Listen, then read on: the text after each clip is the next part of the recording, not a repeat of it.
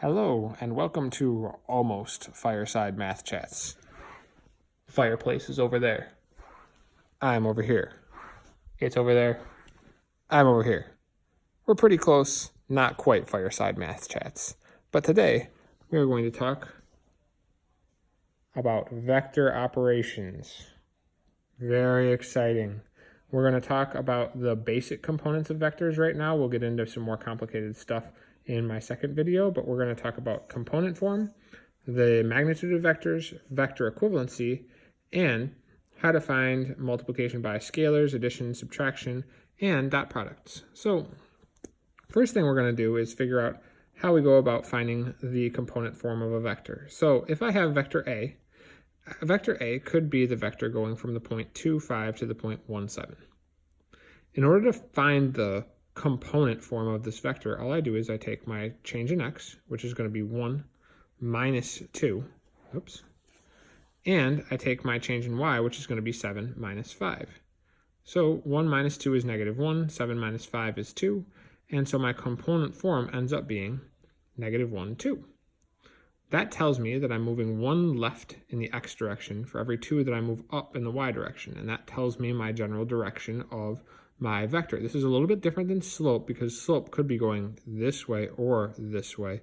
In this case, specifically, I'm going 1 left and 2 up. So my vector is pointed generally that way.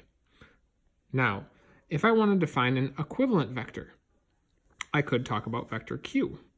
Vector q goes from the point 8, 1 to the point 7, 3. And if I find the components of that vector, they are also negative 1 and 2. If I wanted to find the magnitude of this, I basically use the Pythagorean theorem. I take 2 parts of a right triangle. Those are the x component and the y component.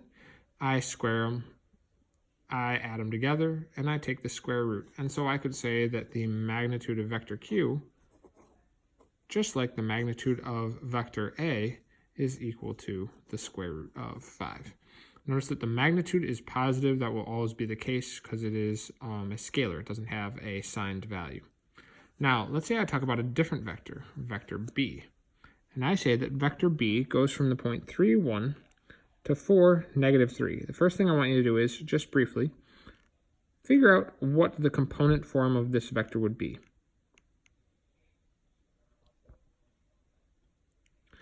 If you were going from 3, 1 to 4, negative 3, your x value would be increasing by 1, while your y value is decreasing by 4. So your component form would be 1, negative 4. And then if I wanted the magnitude of this vector, I would take the square root of 1 squared plus negative 4 squared, which would be the square root of 17. So A and B, not equivalent vectors. B and Q, not equivalent vectors. A and Q are equivalent vectors. They have the same magnitude and the same direction. Now, with all that being said, I can also go through and do arithmetic with these vectors. So I could ask for something like 3 multiplied by vector A minus 2 multiplied by vector B.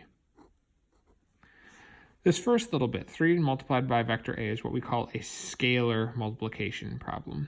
3 times vector A is just 3 multiplying by the vector A, which is made up of negative 1 and 2. 3 times negative 1 is negative 3, and 3 times 2 is going to be 6. It's basically just saying, if I took this vector 3 times, well, I'd move 3 in the left direction and 6 in the upward direction. Then I'm subtracting 2 times vector B, and 2 times vector B would be 2 multiplied by 1, negative 4. So I would have negative 3, 6 minus 2, and then 2 multiplied by negative 4 is going to be negative 8. I want you to notice that I didn't call this negative 2 right here. I just called it 2 because I'm subtracting these components. So I'm going to end up taking negative 3 minus 2 because those are both the x components. Negative 3 minus 2 is going to be negative 5. And 6 minus negative 8 is going to be positive 14.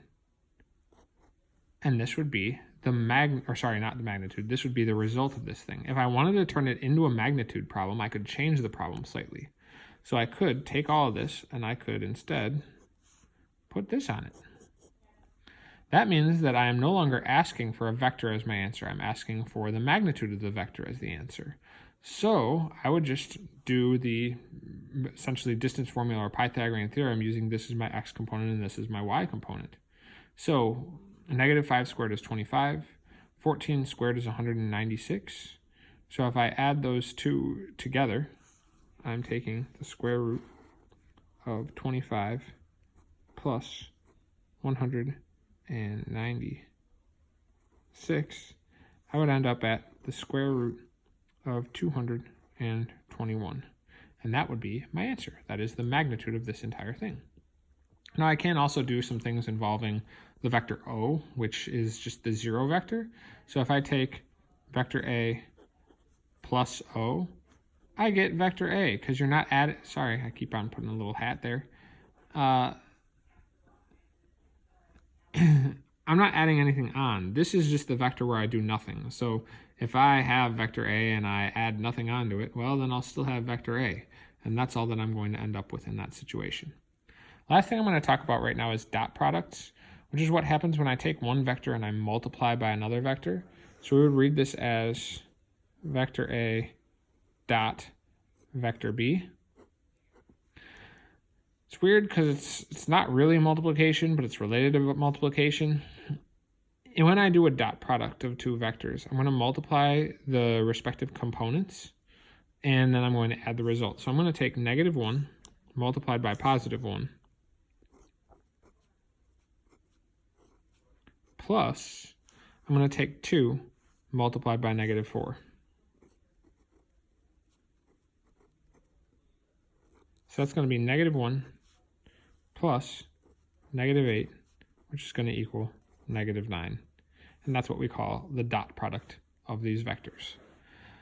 That's your basics of vector operations. In my next video, we're going to get into some things that are a little bit more complicated. So join me next time for Almost Fireside Math Chats. Thank you very much for your time, and I look forward to talking at you again. Bye-bye.